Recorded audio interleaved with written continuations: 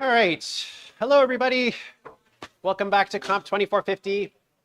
I hope that you've all had a great weekend. This week, we're going to finish up this idea of validating inputs. There's one part that I wanted to spend a little bit more time talking about.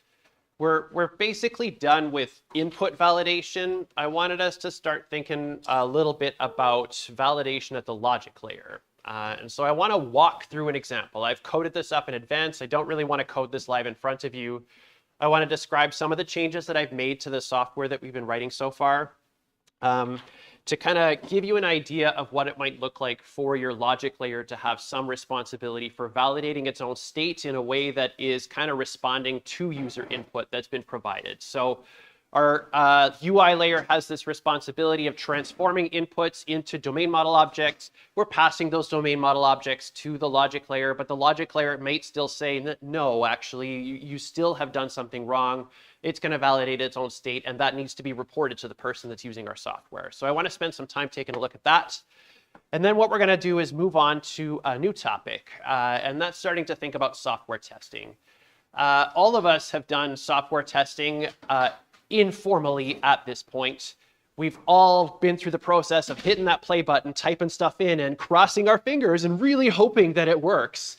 But I want to formalize this idea. And this is something that as you go into your career in software development, if that's what your choice is, this is something that you're just going to keep seeing over and over and over again. Testing is something that is a core part of modern development practices.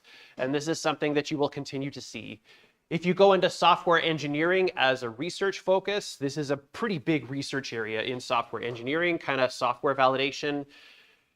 If you become an academic, you often just forget about testing. You don't think about it anymore. You just publish your results and you get what you want and like things are good. But for 95% of us, it's going to look like we're going to do software testing for a long time after this. So I want to spend some time formalizing that.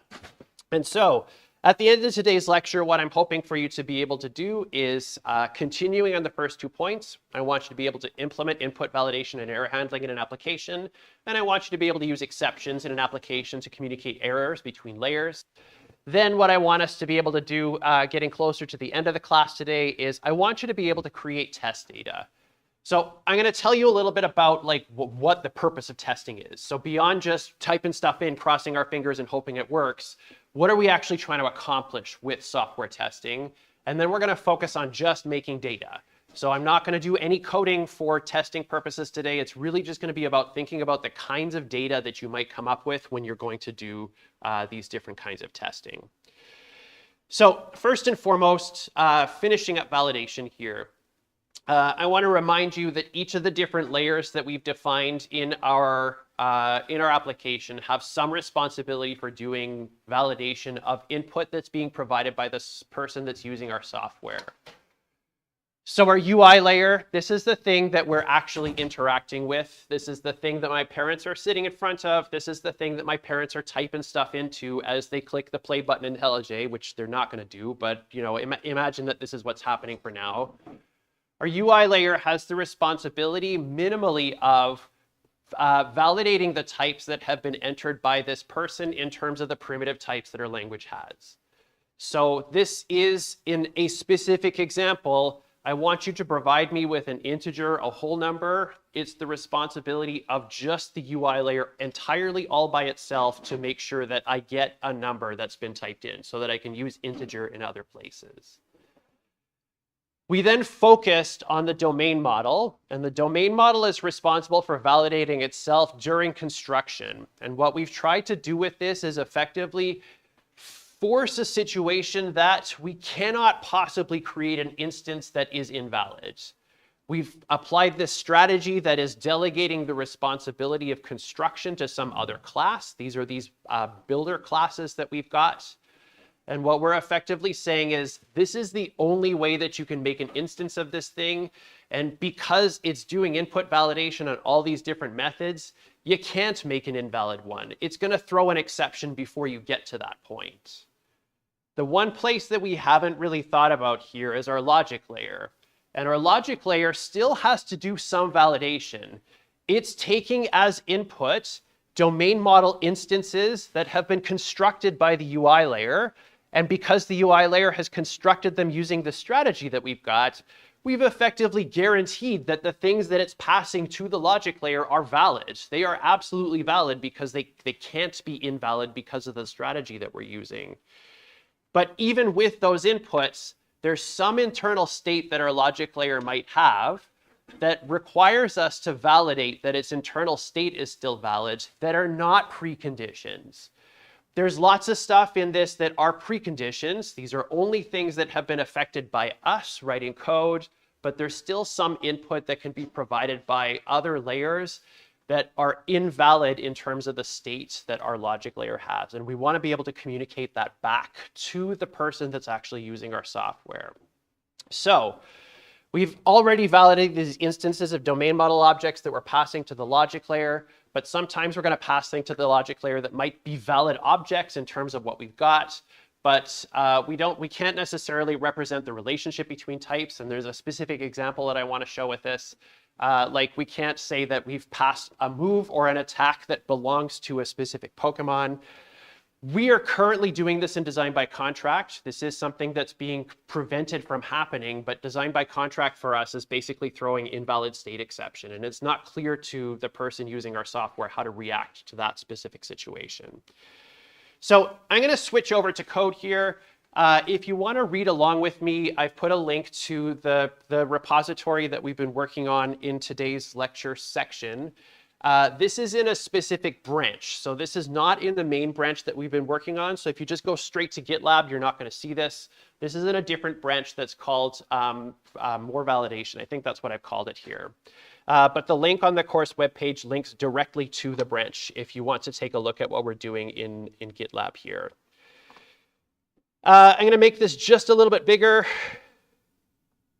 View, appearance, zoom, and I'll go 175 here at the back. Is that big enough for you to see okay? Awesome, thank you. So there's a couple things that I want to point out to you now that I've kind of gone through and made some changes about. The first thing that I want you to notice is that there's 3 different main methods now in this application. There's this thing called bad main. Bad main, we never really talked about this, but this is a piece of code that basically uses reflection in Java. So it's kind of doing some meta programming to get around design by contract. And the idea with that code is basically we can't stop this from happening with design by contract, but we can detect that it's happened after we've run some code. I'm leaving that aside. We're not going to talk about that. The other 2 here are interactive create Pokemon main and start battle main. Interactive create Pokemon main, this is the one that we have been working with, but it's going to be really tedious for me to have to constantly make new Pokemon each time I want to go through this testing stuff. And so instead what I've done is I've made this separate main that just calls these builder objects that we've created with hard-coded stuff in them so that I don't have to go through that, enter the HP, enter the nickname, enter the type every single time I want to start running this thing. The part that I really want to focus on here is the battle part. And the battle part here that I really, really want to focus on is this do attack method. When we first built this, so I'm going to ask you to use your imagination here for a second. When we first built this, the do attack method took as input an instance of attack. Attack is a class in our domain model. This is something that Pokemon have. These are the moves that a Pokemon can use. The problem with accepting an attack as input is that even though it might be a valid instance, we could not guarantee that this Pokemon that is the current Pokemon in this battle has that move. And so we used to have preconditions here that validated that state. Is the move that has been passed to me, the attack that's been passed to me, in the list of attacks that this Pokemon has? In Java, our type system can't really give us the expressiveness or can't give us the ability to say, this instance actually belongs to this in terms of the type that we're passing. And so we kind of have to fudge that with design by contract to kind of guarantee that happening. The other option that we have is instead of accepting this type that is attack, let's just accept this type that's integer that represents an index into this thing. And so now we're going to force this method to basically be responsible for figuring out what move has been selected based on the index. And now we can make that guarantee happen that this has to be one of the moves that this Pokemon has because it's just a number that's being passed to us. And internally in the logic layer, we have the responsibility of doing that. So in my battle UI, I've changed the part where we're doing the attack to basically say, give me a number instead of typing out the whole name of the attack that you want to do here.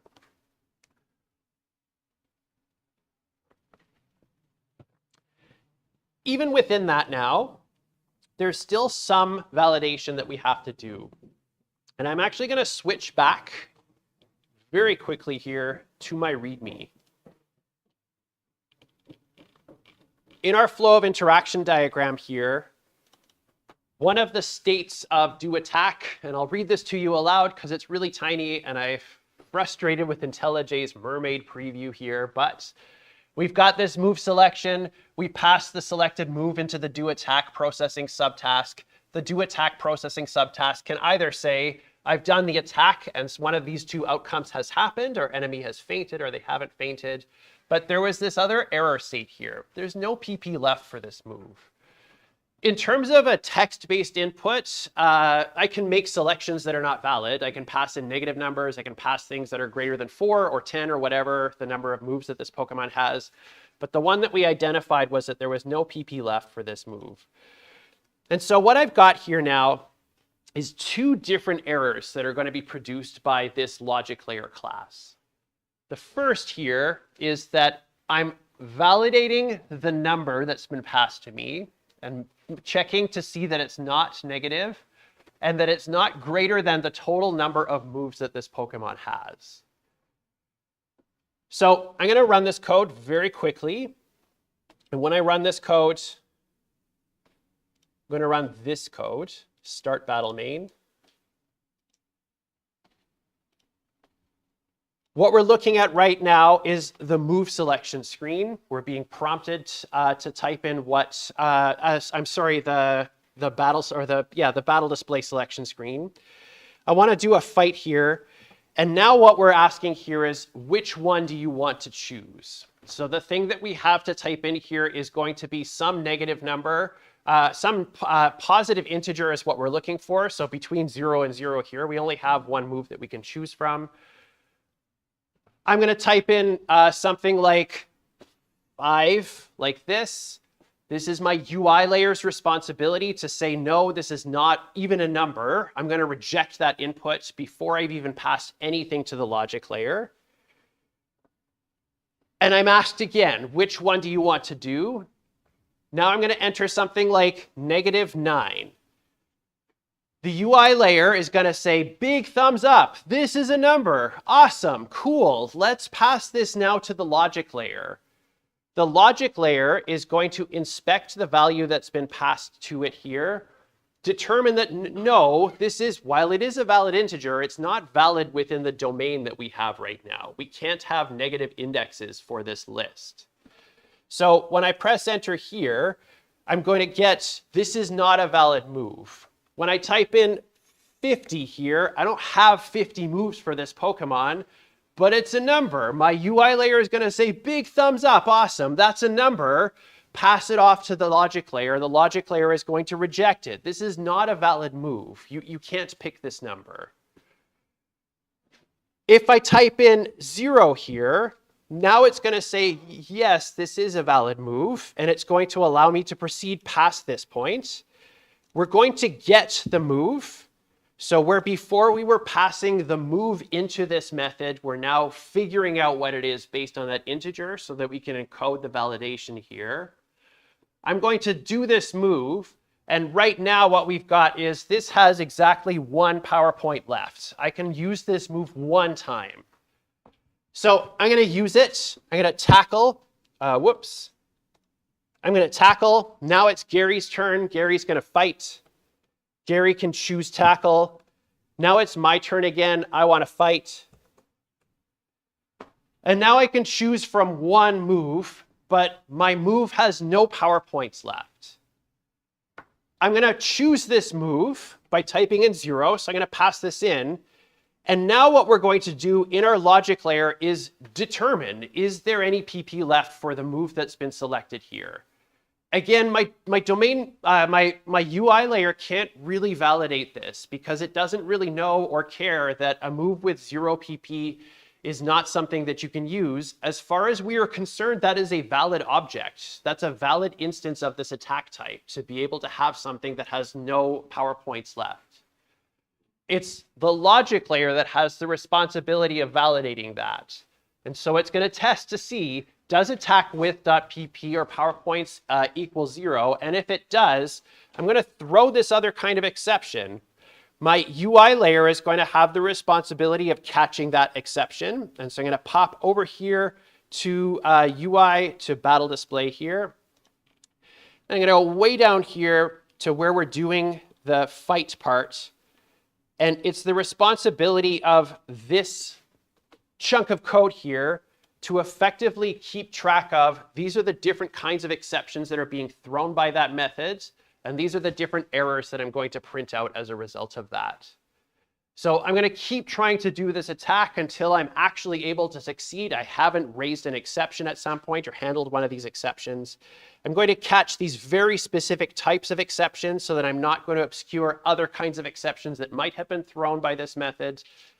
The battle class itself is going to mark itself as throwing these different types of exceptions here. So I've got this comma notation. I don't want to make a super class for exceptions that it throws. I want to state explicitly the list of ones that it can possibly throw that the UI layer must handle as part of its operation and interaction with the person that's using my software. I hit enter here. Now I'm kind of stuck in this state of, well, you only have one move and you can't select that one move and we're stuck in this loop. And so I have this to-do item here for myself. I'm not going to do this. I'm probably never going to do this. You're welcome to do it on your own if you want. But this is not an invalid state to be in. If you're actually playing Pokemon, when you have no moves that have no power points left, you then start to struggle. Your Pokemon just struggles by default. And struggle is something that happens by default. But I'm not going to do that. I don't want to do that. It's kind of outside the scope of the course. So to do, we can do this later if we want to, but we're not going to. We haven't implemented run yet. Yeah. The other option that we could have here is to go back. So if you're actually playing Pokemon, you press the B button and you go back to the previous selection screen. But I haven't modeled that in our flow of interaction. Yeah. We have like 30 different custom errors. Would we still throw all of them sequentially up at the top? That's a really good question. The question is here. What if there's 30 different kinds of exceptions that should be thrown by this? Should we list them all at the top? I'm going to say that that's probably unlikely to happen, to have 30 different things. Probably unlikely to happen. And if it does start happening, that's a good indication that this should actually be several different steps. So as opposed to being just one thing that has 30 inputs with 30 different kinds of exceptional outputs, make it smaller subtasks, break this thing up into different parts and have it be different steps that each throw 2 or 3 of these different kinds of exceptions. Yeah. Yeah. So we did have no PP left in the flow of interaction, but we didn't have kind of like this move is not a move that the player can use. Yes. Why is that?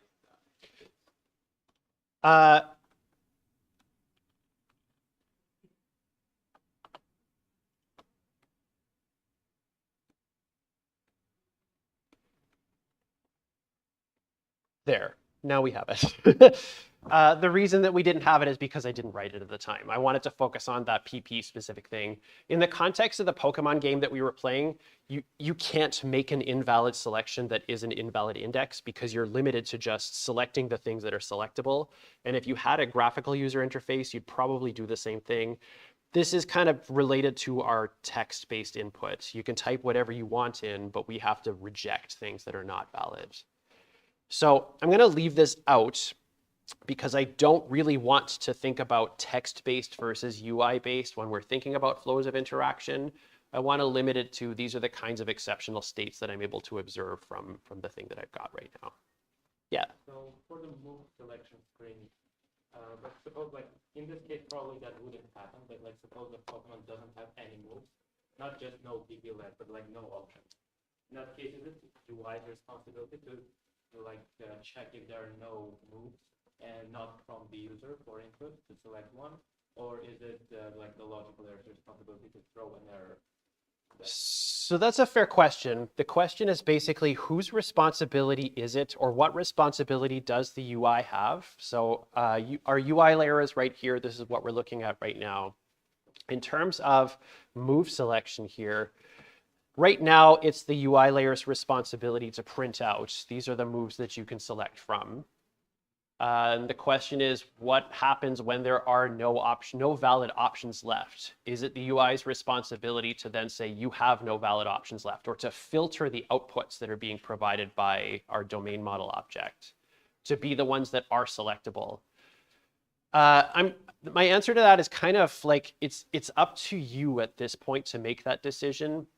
I'm going to say that the UI layer should behave the same for us in this course. The UI layer should just behave the same in every case, as far as it can. So for us here, we're going to say, I'm just going to list every possible attack that this Pokemon has. And I'm going to let you pick something, and then I'm going to let the logic layer tell me, no, this is not a valid move. But the do attack logic processing step, this diamond, it would have the responsibility of just doing struggle anyway if there are no selectable moves in this case. You'd be very welcome to filter the outputs here if you wanted. You don't have any attacks left, so I'm just going to pick one at random for you and send it to that logic layer and let it do this struggle attack by default. But that is kind of up to you as the person making the UI as to how you want your person to interact with that. Yeah. Adding on to the question from earlier, what is the amount of exception? So if we just say this throws exception like the entire class, because all of our class exceptions are extending the exception class anyway. So that's a fair question. The question is related to this. If we have 30 different kinds of exceptions, would it be okay to just say, thank you, but I don't want your help right now? Would it be okay to just say this, throws exception? I'm going to say that you probably shouldn't do this. Again, if there's many exceptions that you're throwing from one method, there's probably too many things happening in that one method. But the problem with this is that when we come back here to battle display, the thing that's actually calling this, now it's going to say we must handle type exception. So the red underline here, and I'll put my cursor over this so it shows us, unhandled type exception.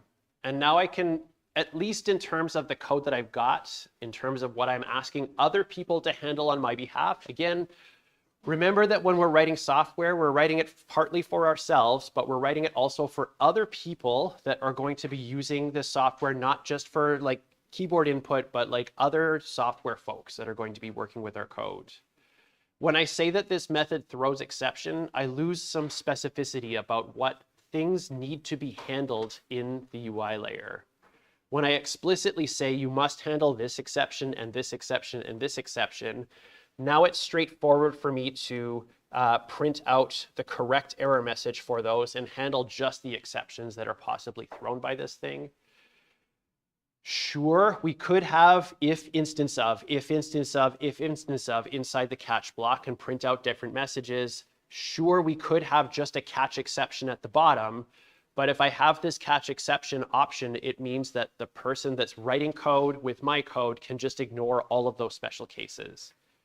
They can just do exception and then say, fine, this is what we're going to handle. We're going to handle exception. I'm going to print out no. I'm going to print out no, and you have to figure out what it is that you want to get as input from that. So you're right, technically that does solve the problem, but it makes it so that the person that's using our code can ignore the special cases that we want them to actually handle in this case. What if I would make catch exception a system not print out or error, how it goes, error print out, or just like print out the specific exception that happens from person who is working on the program and have a look at it? Can you repeat what you mean again, please? I'm pretty sure. I'm not sure if it's a C++ or Java thing, but you can say, hey, system.error.print out, and then what is currently happening, the exact error. So we could do, e.print stack trace. Is that what you mean?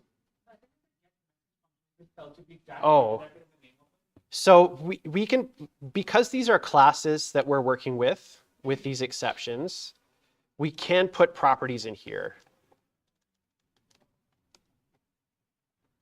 And we can say things like public no pp left exception string message.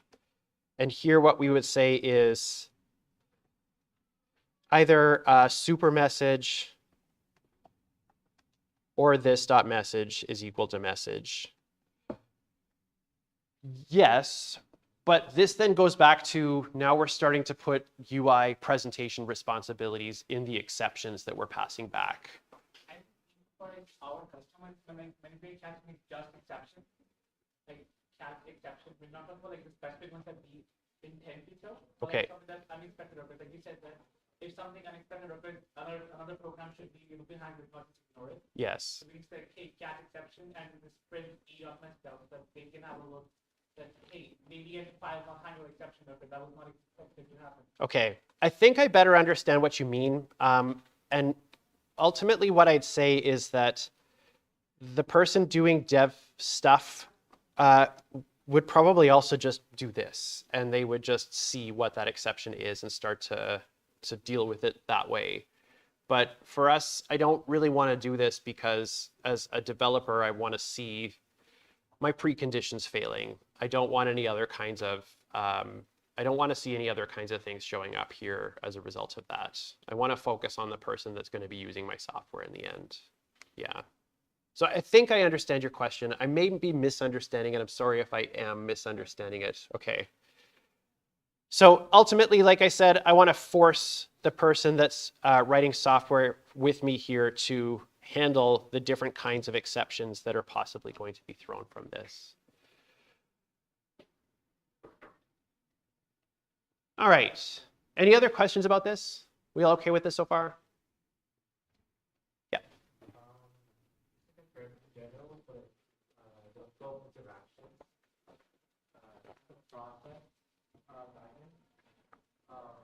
Any dotted lines that goes back to the UI, the rectangle, they're handling the validity in the logic. So the outputs that are being provided by, so the dotted lines, these are going to be either I've returned this thing. So like at the very end of a method, I might actually return a domain model object. I might return something else. And others are going to be exceptions that are being thrown. We're not really distinguishing the two things from each other here. We're just kind of saying these are the side effects that are happening as a result of this. These are the possible side effects that are happening as a result of this. So in the case of do attack here, no PP left, this is an exception that's being raised.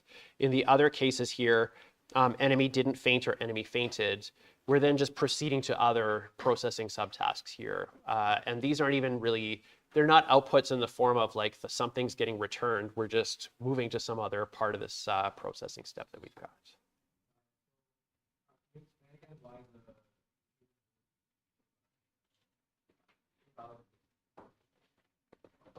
So the reason that I removed the invalid move line, I'll put it back here really quickly, if I can.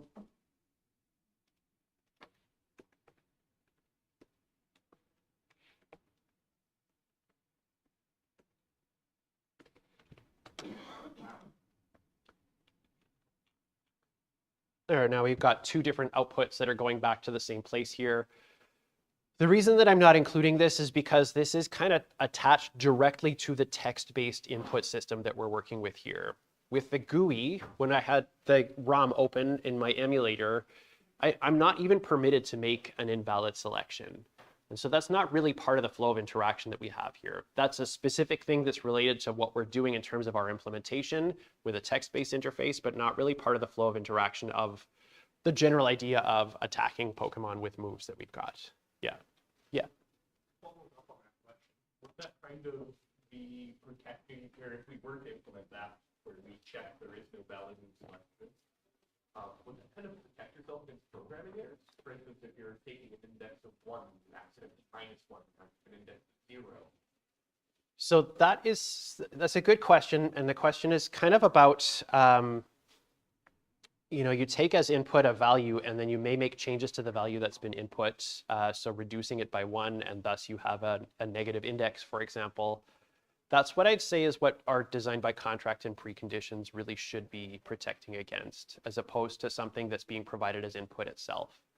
So when we make changes to input ourselves, I'm going to say that this is really something that belongs as part of the preconditions that we've got. Yeah. Okay, all right, so I will put a version of, I will merge what I've got here in this branch into the main branch after class today. So what we've got, what we're looking at right now in this branch will show up in the main branch after today's class.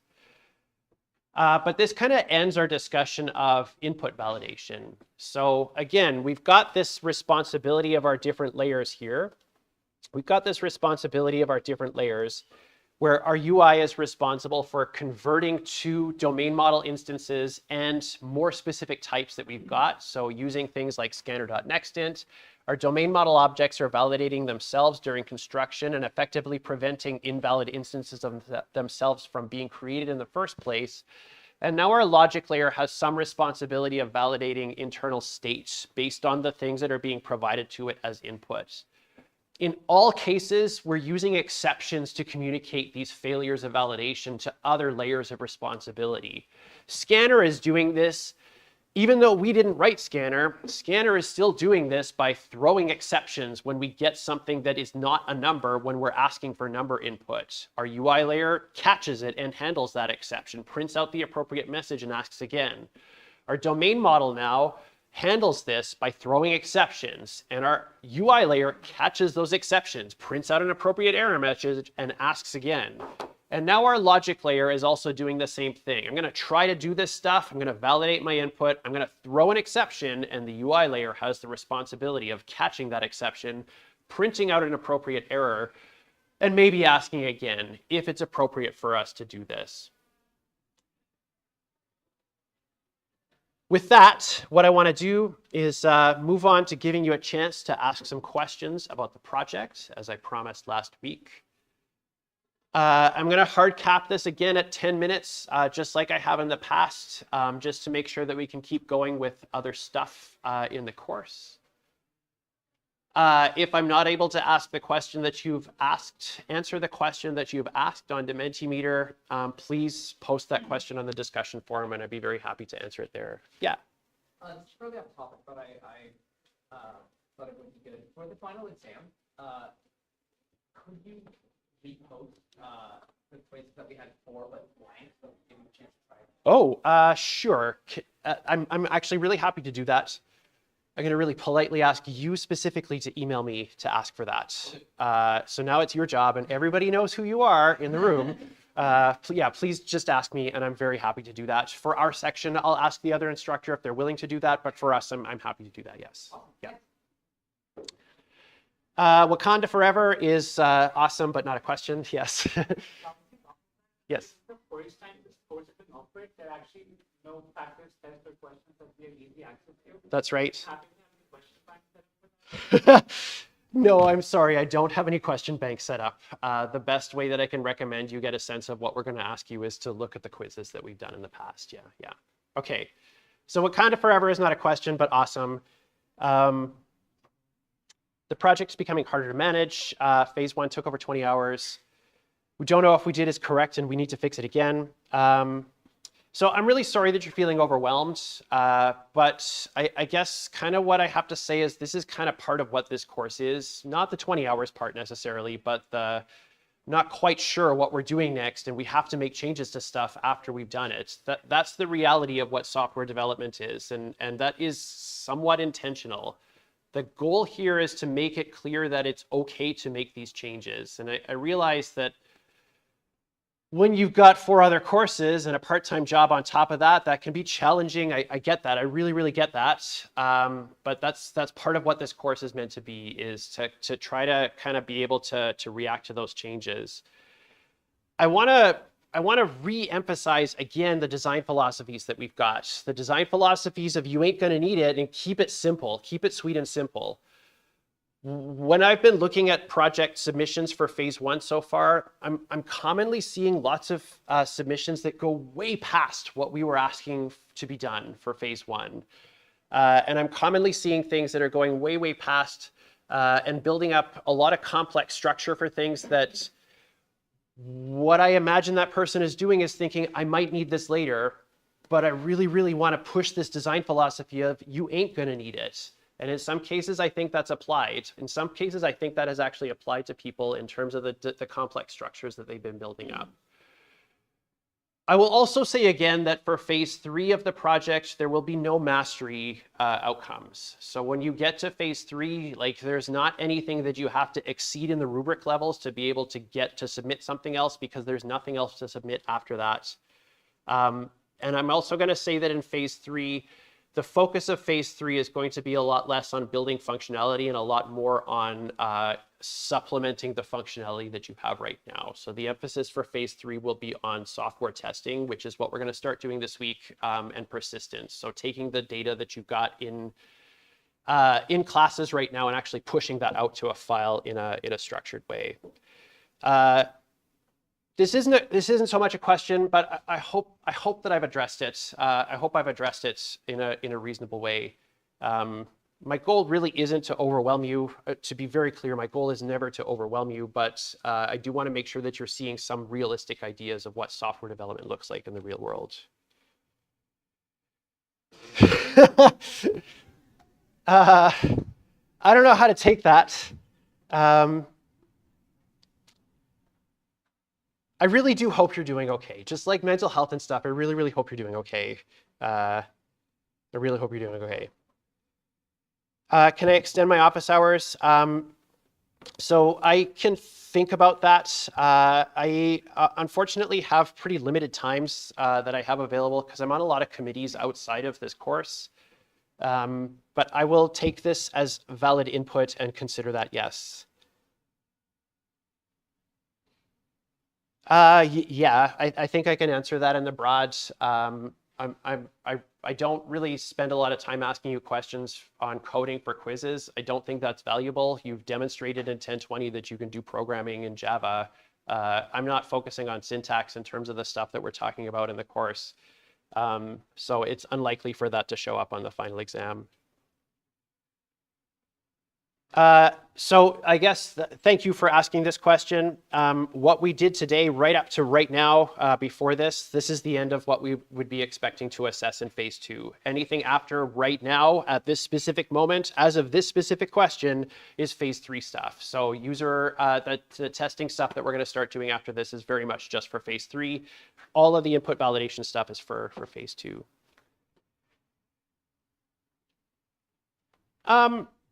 So this is a great question. If you keep creating new exceptions for every kind of error, is it appropriate for a large-scale application? So this is something that is going to be like, it's kind of a delicate balancing act between you've got 5,000 different kinds of exceptions, and they're all incredibly detailed and hyper-specific. And I've got 5,000 exceptions, and I have no idea which one is the right one to pick anymore. This is a balancing act here.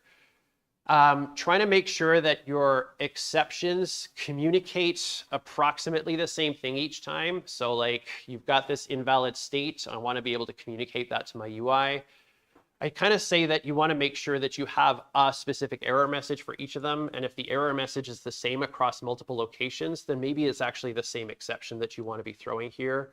But this is kind of a balancing act. As you get to bigger and bigger applications, and as you get a job and start working with different people, you might find that they are all just like, you should just throw exception, full stop, end of conversation. I'm kind of going to go on the other side of, you should probably be detailed enough to say a specific error message that's being printed out, but not much more than that. Is it appropriate for a large scale application? It depends. I don't have a solid answer for that for sure. The grading for each phase is taking around 3 weeks. So again, I'm going to apologize for this. The grading staff, this their first time doing this too. And so They've been having a little bit of trouble keeping up.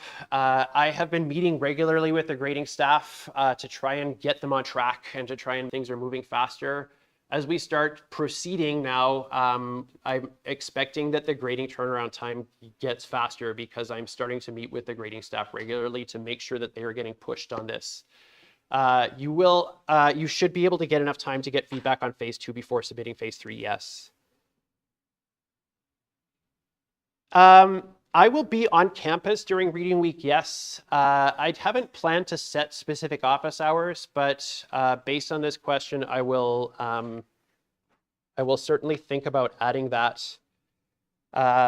This reminds me briefly, and this is off topic, so I'm going to pause this for just a second.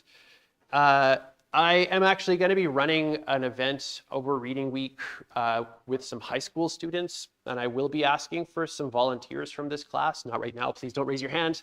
I'll ask for some volunteers later.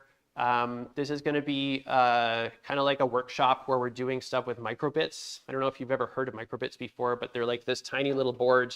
The BBC, like the British Broadcasting Corporation, makes them, and you can program them with Scratch and Python and JavaScript. They're pretty cool. They got LEDs and buttons and like a speaker and stuff, so you can do basic stuff with it. But I'm gonna have 2 rooms with high school students in them, and I can't be in 2 places at the same time. And so I'll probably ask for 3 or 4 people to help out. But I'll ask for that later. I'll post something on the course webpage to let you know about that. So it's kind of an indirect answer to this question. I'll be on campus during reading week, yes. And if you want to meet with me for sure, email me to make an appointment. But I'll maybe just try to say I'll be in my office for a couple hours or something over that. Yes, so mutators. So if you have a method that does set anywhere, then you should also throw an exception if some kind of bad input is provided as a result of that. So this is related to the input validation stuff that we're doing. So the builder thing, the idea of a builder or this delegate for construction. So I'm going to give the responsibility of constructing an object to some other class. This is something that is part of my domain model. And I want this to be part of my domain model partly because I've made the constructor private. And so now it has the responsibility of constructing instances of this thing. So those 2 different classes are now tied very tightly together. And I'm going to go as far as to say they are effectively the same thing. We've got a Pokemon, that's part of our domain model, and the builder is also then part of that domain model object. They are basically stuck together. I can't take these apart because they are effectively the same thing. So the object builder is really in the domain model itself. It's not really part of the logic layer. This is going to be something that will happen before we start asking questions of the logic layer or asking the logic layer to do stuff here.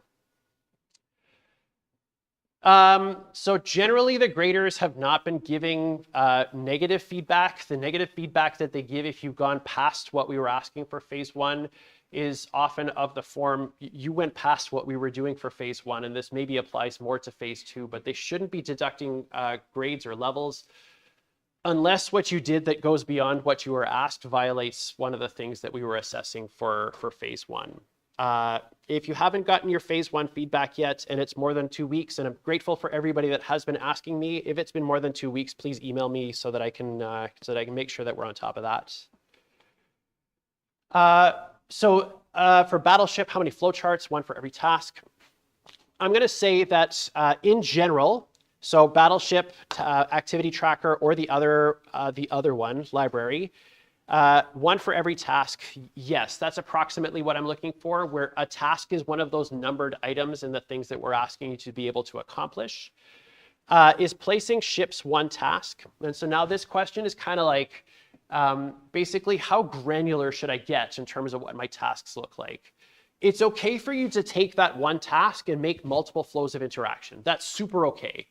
It's super okay to do that and kind of like have the start of 1 and then multiple ending subtasks. And then each of those multiple ending subtasks itself is going to be some other task subtask diagram that you're drawing to represent that little part. If you only have 1 for the selecting and attacking, so if you have 1 for each, that's okay. Are you supposed to show all errors? The errors that I'd expect you to show in your flow of interaction diagram should correspond to the kinds of things that we've been talking about with Pokemon here. So try to avoid showing things like these are going to be related to the text-based entry that we're looking at right now, and more about this is an invalid state for my domain to be in. So whether you're able to select a move or not, for example, shouldn't show up in your flowchart or in your flow of interaction diagram, but selecting a move that's not valid to select is something that should show up here. All right, very quickly, yes. Considering that, you know how we made our REPL class earlier, we were working on phase 1? Yeah. Would that be broad enough to be what we need for graphs and subgraphs? Like, hey, these functions are like the biggest part of our code, therefore they should be the most. So for the REPL, each of those tasks, I guess, could have been its own flow of interaction diagram, but I'd even argue that that's too granular for a flow of interaction diagram, because we were really thinking just about making instances of objects as opposed to actual complex flows of interaction that go like start gameplay and do this entire turn operation. It was just make an instance of this object. So there's like inputs that you get from each of those things, but ultimately it's not really a flow of interaction. Yeah, okay, all right. So I'm gonna pop back to my slides here. And I want to start talking a little bit about software testing. We're going to keep talking about this in Wednesday's class. Today, what I want to do is mainly just introduce the idea to you, and we'll focus on doing data stuff next class. So far in the course, what we've been able to accomplish is I want to be able to prevent myself from messing up. So myself here is CS folk, dev folk, software people. I want to make sure that in the code that I'm writing, as I make changes to state of things, as I'm making those changes, I want to make sure that I'm preventing myself from messing up. And this is designed by contract. I've got my class invariants. I'm calling my class invariants as pre and post conditions for my methods that are making changes to my state. And then within methods themselves, I'm also using pre and post conditions to verify things like I haven't passed null to this method. This is not something that my parents can do. This is really only something that I can do or other people that are writing code that uses my code. The other thing that we focused on now is effectively preventing our parents from providing invalid data to us in the first place. I want to make sure that when I am making instances of my object based on inputs that my parents are providing, I'm going to forbid the construction of one of the instances of these objects that I have applied design by contract to by doing input validation on it. So using some strategy to make sure that I can't get into this invalid state with input that they're providing to me. But there's still some questions about this. The questions that we still have about this are, how do I know that this actually works? How do I know that what I've done actually works and actually prevents my parents from doing this? How do I know that when I make changes to my code, it still works? How do I know that when I go back and change this validation for input, that it still actually prevents my mom from typing in the word 5 when I've asked for a whole number? How do I know that as somebody else makes changes to my code and 3 years later that it still works the way I said it was supposed to work when I was asked to build it in the first place?